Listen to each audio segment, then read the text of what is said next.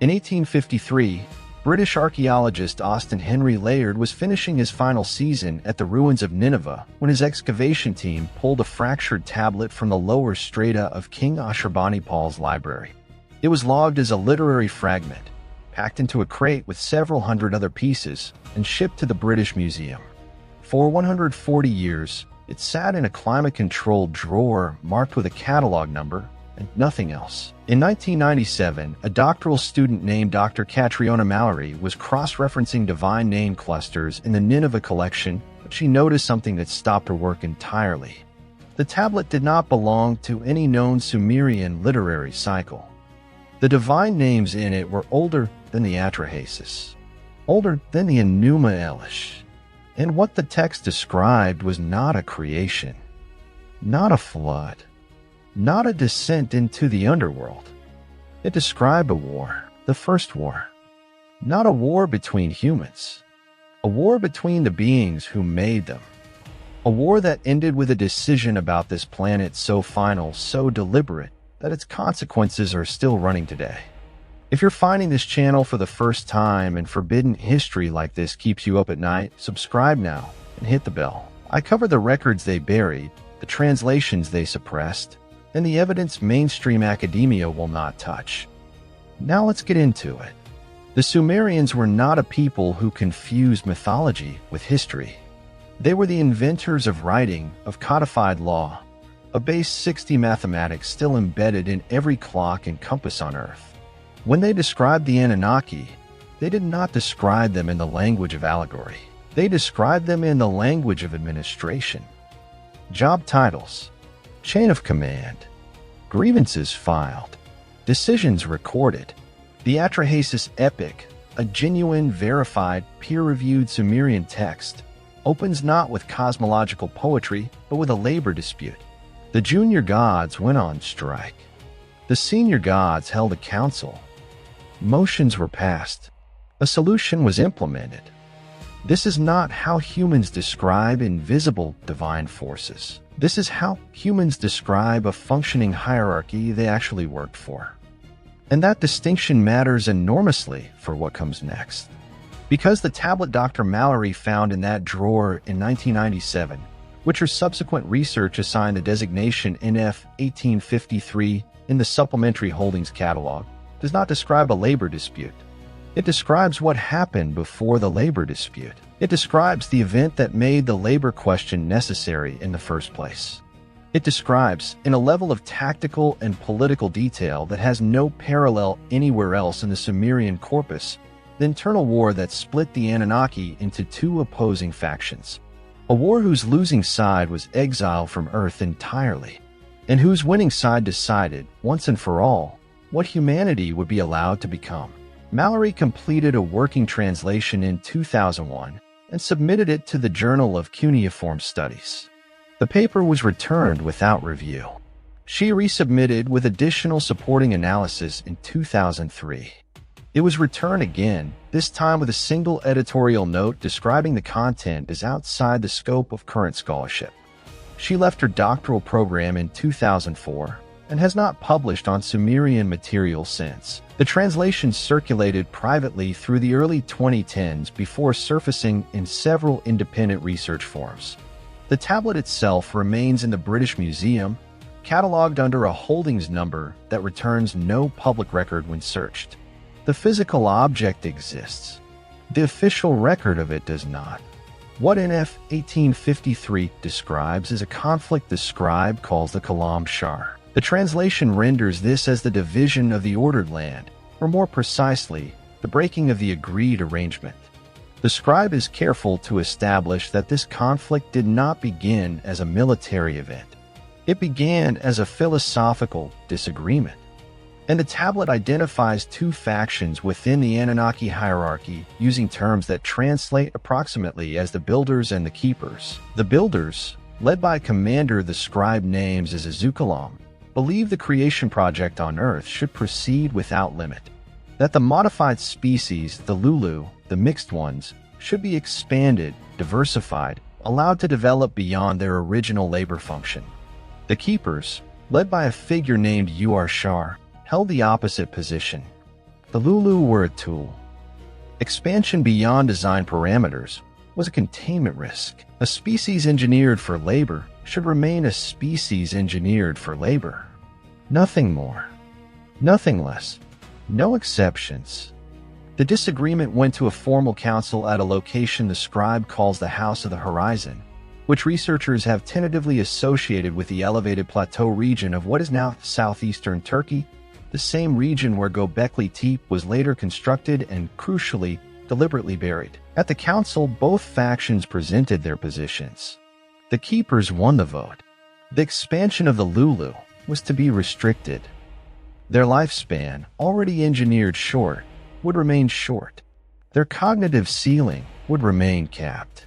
The modification project was closed. Humanity, as designed, was finished. Azukalam refused to accept the ruling. The Kalam Shar, according to NF 1853, did not begin with weapons. It began with a defection. Azukalam, after losing the council vote, did not comply. He continued the expansion work in secret. The tablet describes him distributing what it calls the additional knowing to select groups of Lulu in 3 separate regions. The scribe does not specify which regions, but uses geographic markers that researchers have cross-referenced with the earliest known sites of anomalously rapid human cognitive development, the Fertile Crescent, the Upper Nile Corridor, and a third location described only as the land beyond the Western Water. Azukalam was not giving humanity weapons. He was giving humanity knowledge, language structures beyond the basic communication the Lulu were engineered with, agricultural technique, astronomical observation, the capacity to plan beyond a single season. He was, in the language of the tablet, opening the ceiling the keepers had deliberately installed. When Uarshar discovered what Azukalam had done, the council was recalled. This time the ruling was not philosophical. This time it was military. The tablet describes the authorization of a response force the scribe calls the Shargal, which translates as the Great Correction or the Great Enforcement. The Shargal were not a large army. The tablet describes them in terms that suggest a specialized unit rather than a mass force. Fast, precise, authorized to act without further council approval. Their mission was twofold. First, to locate and remove the distributed knowledge from the Lulu populations that had received it. Second, to capture Azukalam and return him to the council for judgment. What followed is what the scribe calls the 9 movements of the Kalam Shar. The tablet is damaged through the middle sections, but the surviving passages describe something that reads less like mythological battle narrative and more like a documented military campaign with logistics, terrain, and political consequences. The first 4 movements describe the Shargal systematically locating the populations Azukalam had contacted and, in the scribe's clinical language, returning them to the prior condition. Researchers who have engaged seriously with this phrase have noted that it maps with uncomfortable precision onto the sudden collapses of early human cognitive flourishing that appear repeatedly in the prehistoric archaeological record. Sites of early symbolic behavior, ochre markings, structured burial, evidence of abstract planning that appear briefly and then vanish without explanation. The standard academic interpretation is environmental disruption. The tablet offers a different explanation. The reversals were not environmental. They were administered. The 5th movement is where the tablet becomes something different entirely. This is the point at which Azukalam stopped running and turned to fight. The scribe describes him establishing a position at a fortified location he calls the Mountain of the First Fire, which is consistent with descriptions in other Sumerian texts of a site in what is now the Zagros mountain range of western Iran. At this location, Azukalam had gathered the Lulu populations he had most extensively modified, beings the scribe now distinguishes from standard Lulu with a separate designation that translates as the ones who remember. And what the scribe describes next is the detail that no mainstream scholar who has encountered this translation has been willing to address publicly. Because according to NF 1853, the ones who remember fought alongside Azukalam, not as servants, not as tools, as combatants, as soldiers who understood what they were fighting for and chose to fight for it. Stop for a moment and consider what that means. If this tablet is accurate, the first war on Earth was not fought over territory. It was not fought over resources.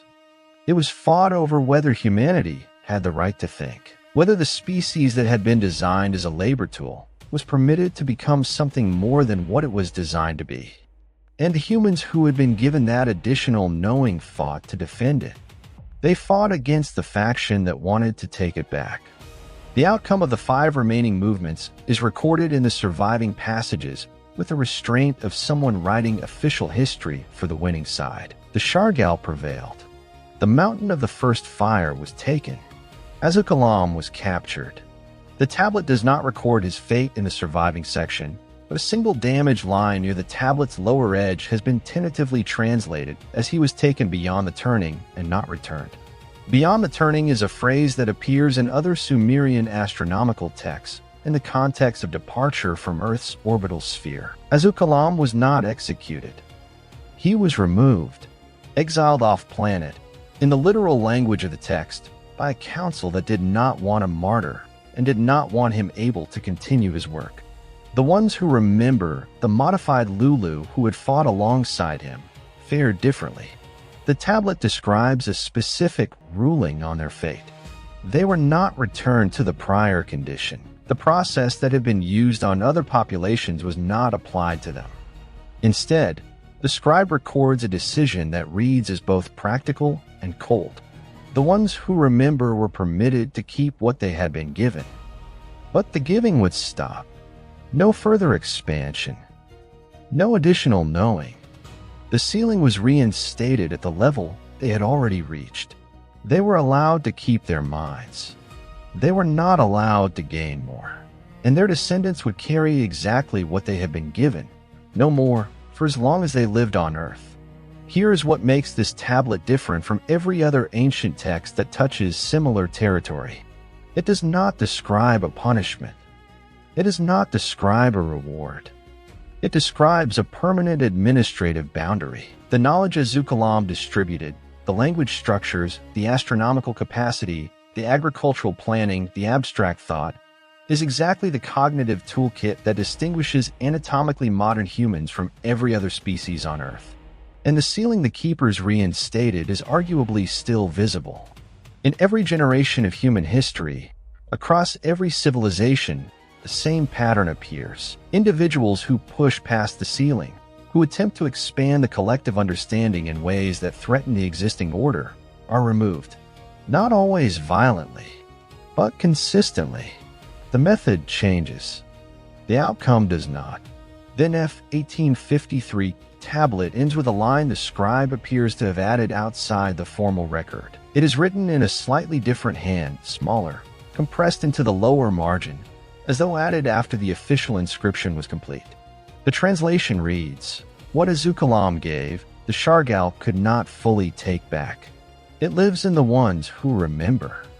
It lives in what they built. It lives in what you are reading now." The tablet is in the British Museum. It is not on display.